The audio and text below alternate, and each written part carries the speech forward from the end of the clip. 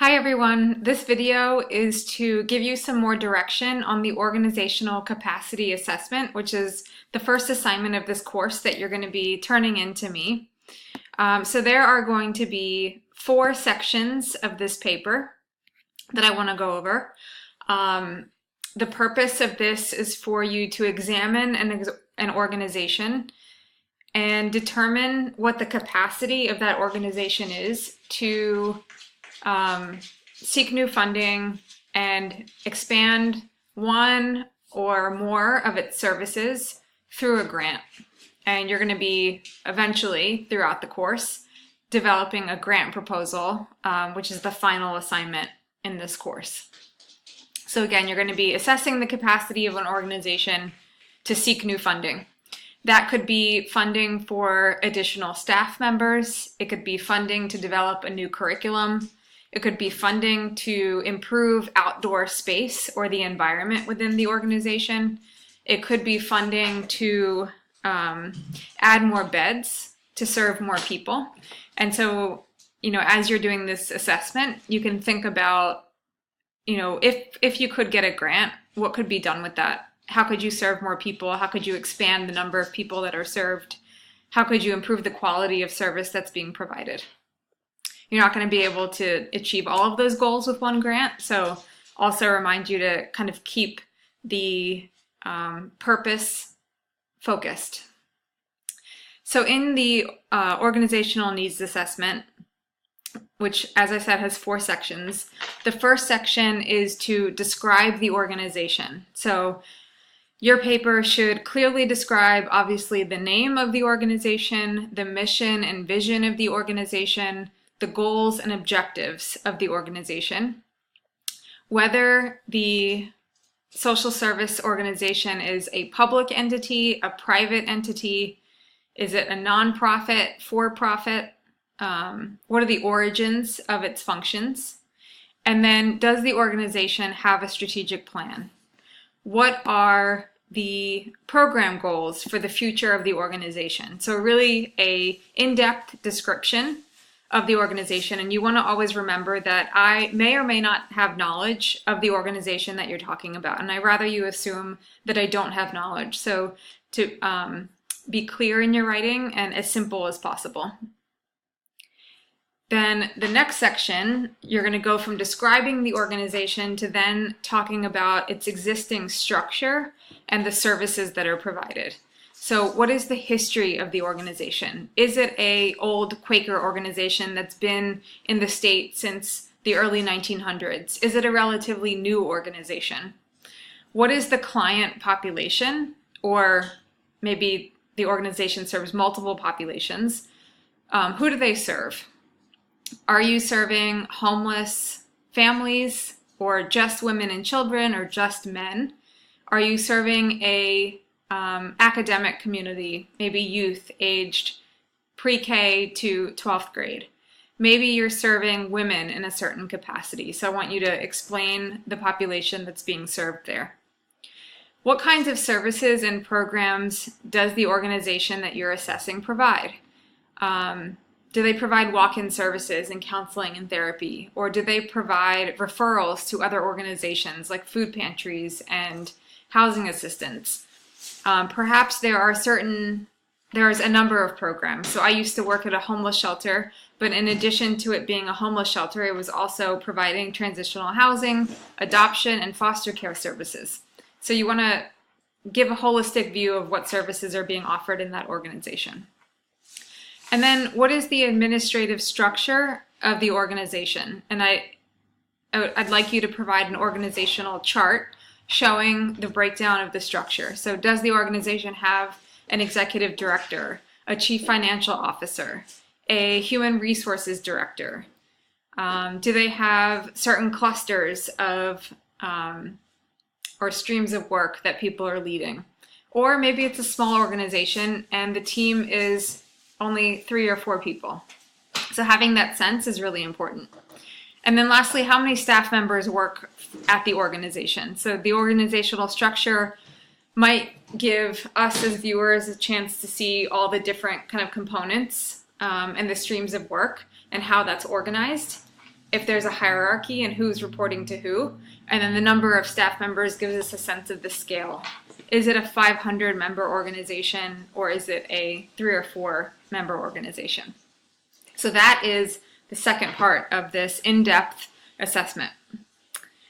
The third section is about the relationship to the environment that this organization has. So sometimes there's some confusion on what I mean by this.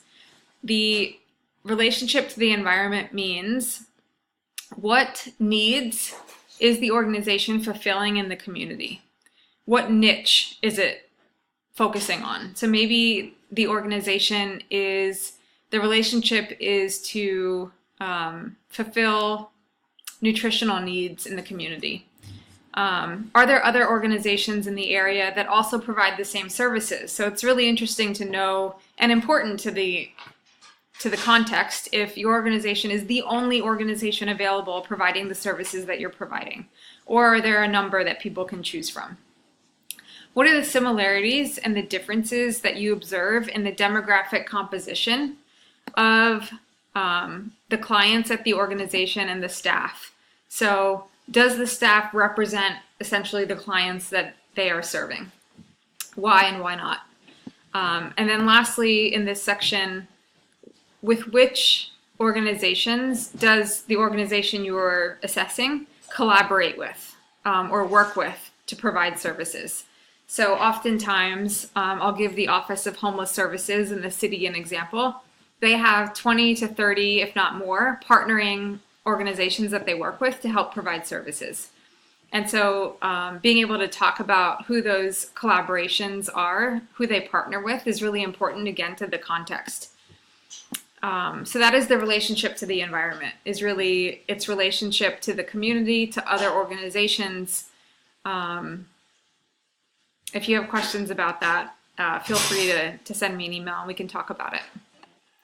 And then the last section is the analysis of how the organization functions and adapts. So how is the organization funded? I would like you to list all of the funding sources by program. So is it funded through local taxpayer dollars if it's a public program, public sector program? Is it funded through corporations? Maybe it's a mix of federal and state funding. So that's important to know. And then what are the primary strengths of the organization and the organization's capacity to actually develop a new program? So for example, if an organization has 3 staff members and its primary strengths are serving a very specific niche in the community, perhaps the capacity to develop a new program is low. And then maybe your idea for a grant would be to bring on additional staff to run a new program, or to develop a new program that would be funded through grant funding.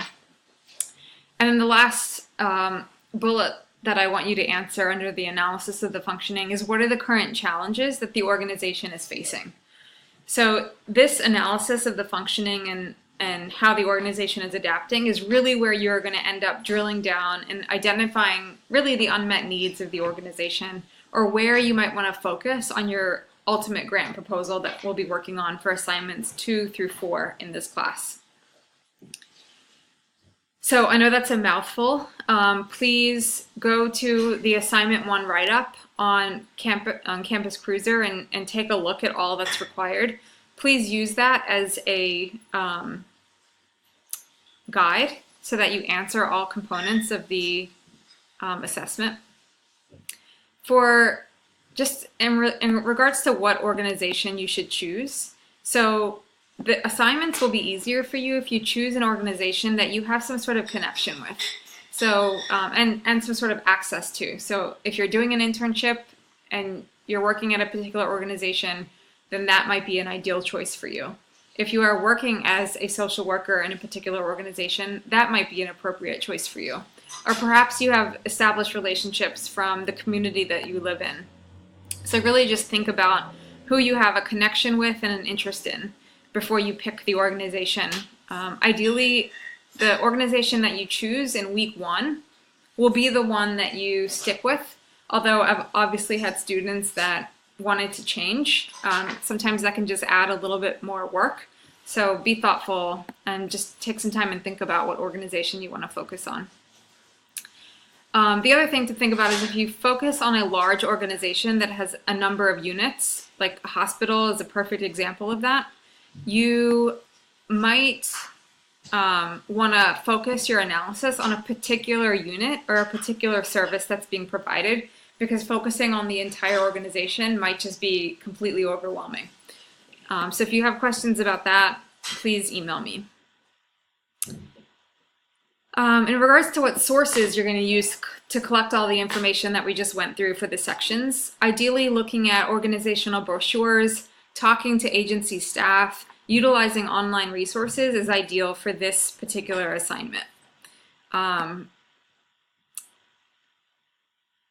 Be sure that you cite whatever sources that you're using so that it doesn't come off as plagiarism. And just as a reminder, when you submit a paper, Campus Cruiser has a tool that your professors can see if portions of your paper have been essentially copied from another online source. So make sure that you're citing any idea that is not original or your own. In regards to the format of the paper, so I would like you to, this is a very large paper, not in length, but it's just containing a lot of information. So please use 4 headings for the 4 sections. So those sections are the description of the organization should be a heading, existing structure and services should be its own heading, relationship to environment, and analysis to functioning and adaptation. So those 4 headings. You do not need to include an introduction or a conclusion to this paper. Please answer every bullet in complete sentences, so I don't want bulleted statements.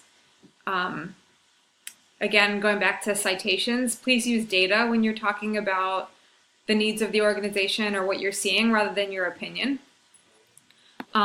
Except for questions 4, B, and C, when you are actually starting to think through the strengths of the organization, because that is based on your own personal analysis, based on what you're seeing from the online materials and resources that's provided. Answer each question, so that's really important. Even if you don't have a detailed answer, or maybe you haven't seen something online that helps you answer the question. Like, for example, if an organization doesn't have a strategic plan, say that the organization doesn't have a strategic plan rather than just skipping the question altogether. And then lastly, all papers for this course are in APA format. So in-text citations, reference page is important. There is a rubric included in Campus Cruiser, so please look at that once you've written your paper and make sure all the components are there. And lastly, this is going to be a very repetitive message. Please make sure your paper is in on time. This paper is due on Sunday of week 2 by 11:59 p.m. If you are having any issues or there's a barrier to you turning your paper in on time, please email me and we can set a new date for you.